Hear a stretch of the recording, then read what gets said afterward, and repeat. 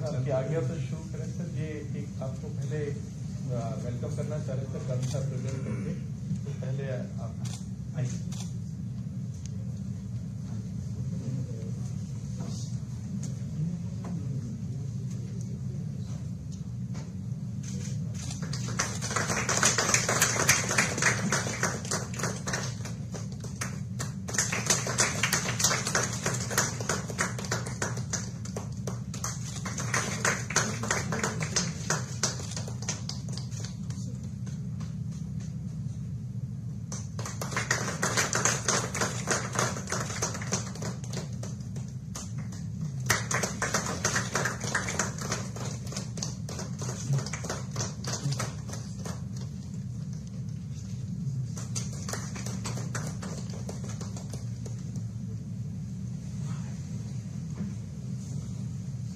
Sir मैं आज इस मीटिंग में माननीय गृह मंत्री जी का, असम के माननीय मुख्यमंत्री जी का, बाकी के मंत्रीगण, मेंबर्स ऑफ पार्लियामेंट और हमारे साथ सीनियर ऑफिसर्स और आदिवासी सशस्त्र समूहों के 8 ऑर्गेनाइजेशन के जो सब रिप्रेजेंटेटिव हैं, चेयरमैन हैं और उनके साथ पार्टी हैं, मैं सबका स्वागत करता हूं।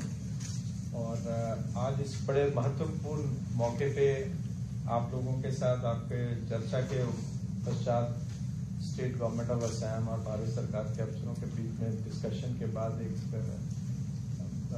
एग्रीमेंट पे हम सब लोग पहुंचे हैं, तो बड़ी खुशी की बात है। उस पर आज आप सबके साथ एक एग्रीमेंट साइन किया जाएगा और आप सबने अपने शस्त्र त्याग करके आगे शांति का रास्ता अपनाया है। इस पे मैं आप सबको एक बार फिर से वेलकम करता हूं। और उसके बाद सबसे पहले मैं असम के माननीय मुख्यमंत्री जी को कहूंगा कि अपना संबोधन प्रस्तुत करें। माननीय गृह मंत्री जी, रामेश्वर तेली जी, संसदगण और आदिवासी विद्रोही गुटों की सदस्यगण, मैं पहले यही बोलना चाहूंगा कि आज का दिन एक बहुत बड़ा महत्वपूर्ण दिन है। असम के आदिवासी जनगोष्ठियों ने उनका अधिकार के लिए बहुत दिन से लड़ाई लड़ रहा था और लड़ाई को आगे बढ़ाते हुए कोई हमारा ही नौजवान थोड़ा आर्म्स लेके भी वो लोग अपना अधिकार के लड़ाई लड़ना शुरू किया। फिर बाद में 2016 में भारत सरकार का साथ ये सारे ग्रुपों का सीज फायर हुआ, लेकिन सीज फायर होने का बावजूद हम परमानेंट सॉल्यूशन या कोई निक्सस में अभी तक पहुंच नहीं पाया। फिर माननीय गृह मंत्री अमित शाह जी का मार्गदर्शन में डिस्कशन शुरू हुआ और आज वो डिस्कशन आगे बढ़ते हुए हम लोग एक सॉल्यूशन तक आ चुका हूं। मेरा मानना है कि इस एग्रीमेंट का जरिए हमारा आदिवासी जनगोष्ठियों का लोगों को न्याय मिलेगा, सामाजिक न्याय मिलेगा, अर्थनैतिक विकास का एक बहुत बड़ा मौका मिलेगा और साथ साथ में एक पॉलिटिकल जो अधिकार चाहिए, राजनीतिक अधिकार, वो भी उन लोग को मिलेगा। आज का ये शुभ अवसर पर मैं असम का आदिवासी जनगोष्ठियों को बहुत बहुत अभिनंदन करता हूं। हमारा जो नौजवान लोग अस्त्र उठा के अधिकार के लिए लड़ाई लड़ रहा था, सारे नौजवानों को मैं धन्यवाद देता हूं। आप लोग ने आर्म्स भी दिया सरकार को। करीबन 1182 जो नौजवान हथियार लेके घूम रहा था, सारे अभी मेन स्ट्रीम में आ जाएगा और ये हमारा एक बहुत बड़ा उपलब्धि है। मैं अपना ही आप लोग को वादा करना चाहता हूं कि जो भी अकॉर्ड में लिखा होगा, अकॉर्ड में जो भी है, वो असम सरकार, भारत सरकार की मार्गदर्शन में हम लोग उनको बहुत ही सिंसियरली इम्प्लीमेंट करेगा। जहां तक असम का शांति का बात हुआ, माननीय गृह मंत्री जी, का मार्गदर्शन में और प्रधानमंत्री जी का आशीर्वाद में अभी तक बोरो इलाका में एकॉर्ड हुआ, कार्बी आंलंग में इलाका में एकॉर्ड हुआ, आज आदिवासी ग्रुप का साथ भी हमारा एकॉर्ड हो जाएगा। खाली अगर अभी हम दिमासा लोगों का साथ ही हमारा फाइनल एकॉर्ड बाकी है, वो हो जाएगा तो असम में कोई भी समस्या नहीं रहेगा। प्रधानमंत्री नरेंद्र मोदी जी का नेतृत्व में ये हमारा स्टेट के लिए एक बहुत बड़ा उपलब्धि है। मैं प्रधानमंत्री जी को असम वासियों का ओर से बहुत बहुत धन्यवाद देना चाहता हूं और साथ में गृह मंत्री जी का मार्गदर्शन में ये सारा काम हुआ है। मैं माननीय गृह मंत्री जी को धन्यवाद देना चाहता हूं सारे असम वासियों का ओर में। आदिवासी जनगोष्ठी तो आदिवासी है, लेकिन साथ साथ वो लोग असमिया भी है। तो ये हम आज का एकॉर्ड का तहत एक असमिया जो एक हमारा जो जाति गठन का प्रक्रिया है ये बहुत आगे बढ़ जाएगा और मैं तमाम आदिवासी युवकों को पुनः हमारा मेन स्ट्रीम में स्वागत करता हूं और आज का हिस्टोरिक डे असम का इतिहास में सोनाली अक्षर में लिखा जाएगा। यही बोलते हुए मेरा वाणी का मैं विराम देता हूं। अब मैं इंडिविजुअल को कहूंगा कि औपचारिक सिग्नेचर कर लिया जाए।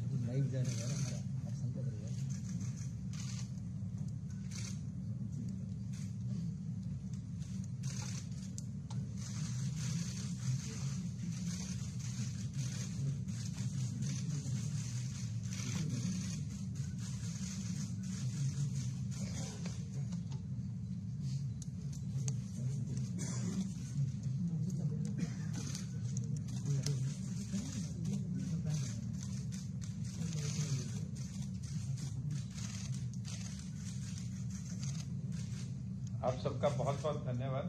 अब मैं माननीय गृह मंत्री महोदय को रिक्वेस्ट करूंगा आपके संबोधित।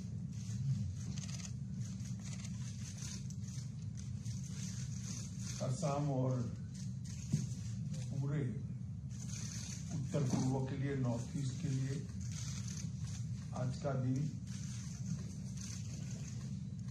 बहुत महत्वपूर्ण दिन है। नरेंद्र मोदी जी के प्रधानमंत्री बनने के बाद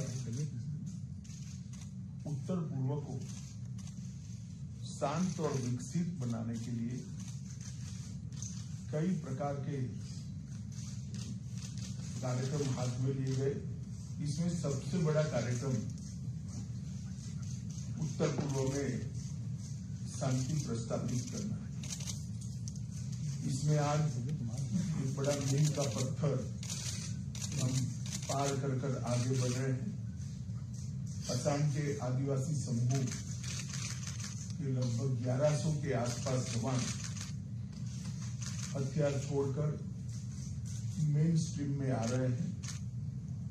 इस अवसर पर उपस्थित डॉक्टर हेमंत बिस्वा शर्मा जी, सम्माननीय मुख्यमंत्री असम श्री रामेश्वर तेली जी, केंद्रीय पेट्रोलियम और प्राकृतिक गैस के राज्य मंत्री श्री संजय किशन जी, मंत्री असम सरकार, पल्लव लोचन दास जी, लोकसभा के सांसद, श्री कामाख्या कासा, राज्यसभा के सांसद, अन्य उपस्थित सांसदगण, पूर्व सांसदगण, श्री अजय कुमार भल्ला जी, मुख्य सचिव असम सरकार, डीआईजी तपन कुमार डीका जी, श्री पीयूष गोयल जी, डीजीपी असम सरकार श्री भास्कर ज्योति जी, एके मिश्रा जिनके दिन में नॉर्थ ईस्ट के सभी हथियारी ग्रुपों के साथ बातचीत करने का काम गृह मंत्रालय ने दिया है। और आज सबसे बड़ी स्वागत में मेरे सभी आदिवासी समूहों के भाइयों का हृदय से गृह मंत्रालय में आप सभी का स्वागत करता हूं, आप सभी का अभिनंदन करता हूं। मित्रों, आज जो ये कार्यक्रम है वो कार्यक्रम एक लंबे समय से 2014 से जो हमने प्रक्रिया प्रारंभ की है, नॉर्थ ईस्ट को शांत और समृद्ध बनाने की, वो प्रक्रिया का महत्वपूर्ण पड़ाव है। गृह मंत्रालय ने पूरे नॉर्थ ईस्ट को शांत और समृद्ध बनाने के लिए उत्तर पूर्व की अद्भुत संस्कृति का संवर्धन और विकास करने का फैसला लिया है। इसके साथ साथ सारे विवादों का समापन कर एक चिरकालिक हमेशा के लिए शांति उत्तर पूर्व में हो, नॉर्थ ईस्ट में हो, असम में हो, इसका भी रास्ता गृह मंत्रालय प्रशस्त करने का प्रयास कर रहा है। इसमें दो प्रकार की बाधाएं थी। कुछ संवादहीनता के कारण, अलग अलग हितों के टकराव से अनेक ट्राइब्स के ग्रुपों ने अपने अपने हाथ में हथियार उठा लिए और इसके कारण ग्रुप के बीच में, ग्रुप और राज्यों की पुलिस के बीच में, ग्रुप और केंद्र सरकार के सशस्त्र बलों के बीच में कई मुठभेड़ें हुई, हजारों लोग मारे गए, दोनों ओर से मारे गए, जनता भी मारी गई, पुलिस कर्मचारी भी मारे गए, सशस्त्र बलों के जवान भी मारे गए और हथियारी ग्रुपों के युवा भी मारे गए। हमने तय किया है कि 2024 के पहले राज्यों के बीच में सीमा का विवाद हो चाहे इस सारे सशस्त्र ग्रुपों की बात हो, हम हर विवाद को समाप्त करना चाहते हैं। एक और असम की और उत्तर पूर्व की संस्कृति का संरक्षण और संवर्धन करना, सारे विवादों को समाप्त कर सारे सशस्त्र गुटों के साथ समझौता कर पुनर्वसन करना, और तीसरा विकास की गति देकर उत्तर पूर्व को देश के बाकी के हिस्सों के अनुरूप विकसित बनाना। ये 3 मोर्चों पर हमने काम चालू किया और विगत 3 साल में ढेर सारे समझौते भारत सरकार, असम सरकार, अन्य सरकारों ने आपस में भी मिलकर किए हैं। भारत सरकार, असम सरकार और सशस्त्र गुटों के बीच में भी 2019 में NLFT के साथ समझौता हुआ, जिसमें त्रिपुरा का हथियारी ग्रुप था, इन लोगों ने भी आत्मसमर्पण किया। 2020 में 23 साल पुराने ब्रू रियांग शरणार्थी संकट को भी मिजोरम सरकार और त्रिपुरा सरकार के साथ मिलकर रिजॉल्व किया गया। असम में 5 साल पुराना बोडो समस्या, जिसमें कम से कम 4000 लोग अब तक मारे गए थे, उसको 2020 27 जनवरी को हमने समाप्त कर दिया। लगभग 1600 कैडरों ने आत्मसमर्पण किया। असम के कार्मिक क्षेत्र में लंबे समय से चल रहे विवाद को भी 2021 में समाप्त किया। लगभग 1000 से ज्यादा कैडर ने आत्मसमर्पण किया। असम मेघालय अंतर्राज्यीय सीमा का समझौता कर लगभग 2022 में 65% सीमा के विवाद को निपटाया। और आज इसका अगला पड़ाव है। मेरे सभी साथी आज मेन स्ट्रीम में आ रहे हैं, भारत सरकार के गृह मंत्रालय की ओर से, मोदी जी की ओर से और मेरे स्वयं की ओर से आप सभी का बहुत बहुत मन से मैं स्वागत करना चाहता हूं। और आपके पुनर्वसन के लिए जो कुछ भी इस एग्रीमेंट में किया है, ये सुनिश्चित करेगी भारत सरकार और असम के मुख्यमंत्री और असम सरकार मिलकर ये पूरा पालन। नरेंद्र मोदी सरकार का एक रिकॉर्ड, जितने भी समझौते हमने साइन किए हैं, वो समझौते के अब तक 93% काम समाप्त। तो आप लोगों को भी मैं भरोसा दिलाना चाहता हूं, आपने जो रिकॉर्ड साइन किया है उसको लेटर और स्पिरिट में हम नीचे तक पहुंचाएंगे। और इस सब का एक अच्छा परिणाम है। असम में और नॉर्थ ईस्ट के अंदर काफी शांति बहाल हुई और इसके कारण असम के 60% क्षेत्र से हमने अपसपा को हटाने में सफलता प्राप्त की। अरुणाचल प्रदेश में सिर्फ 2 पुलिस स्टेशन में अपसपा बचा है। नागालैंड के 7 जिलों के सिर्फ 15 पुलिस स्टेशन में बचा है। और त्रिपुरा और मेघालय अपसपा से संपूर्णपणे मुक्त कर दिए गए। मित्रों, आज हमने आपके साथ समझौते में राजनीतिक, आर्थिक और शैक्षिक आकांक्षाएं जो आदिवासी समाज के लोगों की है, इसको पूरा करने का जिम्मा भारत सरकार और असम सरकार ने लिया है। सामाजिक, सांस्कृतिक, भाषीय और जातीय पहचान न केवल सुरक्षित हो और मजबूत बने, इसके लिए भी भारत सरकार ने आपके साथ, असम सरकार ने आपके साथ एग्रीमेंट किया है। और चाय बागान और सारे गांवों के अंदर तुरंत ही त्वरित गति से केंद्रित विकास हो, इसके लिए भी वो दोनों सरकारें मिलकर हम प्रयास करेंगे। एक जनजातीय कल्याण और विकास परिषद की स्थापना भी असम सरकार करेगी और भारत सरकार चाय बागान श्रमिकों के कल्याण के लिए भी अनेक उपाय हाथ में लेगी। लगभग 1000 करोड़ रुपए का 5 साल का पैकेज एक क्षेत्र के विकास के लिए हमने जो तय किया है, 5 साल में उसको सुनिश्चित रूप से पूरा कर दिया जाएगा। मित्रों, इस अवसर पर मैं आप लोगों को कुछ आंकड़े जरूर बताना चाहता हूं कि घटनाएं जो पहले आतंकवाद से संबंधित घटनाएं जो नॉर्थ ईस्ट में 2014 में जब मोदी जी की सरकार आई थी, तब 824 होती थी सालाना, वो घटकर 158 हो गई। और जो जवान मारे जाते थे वो 181 मारे जाते थे, जिन्होंने हथियार हाथ में पकड़ा खड़ा है वो अब 6 मारे जाते हैं। सिक्योरिटी फोर्सेस जो पहले हर साल 20 मारे जाते थे, अब 2 मारे जाते हैं। सिविलियन पहले 212 मारे जाते थे, अब सिर्फ 6 मारे गए हैं। और सरेंडर ग्रुपों की संख्या लगभग 10,000 पार कर गई। 10,000 युवा मेन स्ट्रीम में आए हैं, ये बहुत बड़ी बात है। और लगभग 7,000 से ज्यादा हथियारों को भी सरेंडर किया गया है। ये बहुत बड़ी उपलब्धि नॉर्थ ईस्ट के विकास के लिए। हम चाहते हैं कि उत्तर पूर्व का सबसे बड़ा राज्य आसाम ड्रग फ्री हो, टेररिज्म फ्री हो, डिस्प्यूट फ्री हो और संपूर्ण विकसित हो। इस दिशा में मोदी जी के नेतृत्व में भारत सरकार और भारत सरकार का गृह मंत्रालय दोनों पुरजोर कोशिश के साथ काम में लगे हैं। मोदी जी ने हमें अष्टलक्ष्मी का एक विजन दिया है।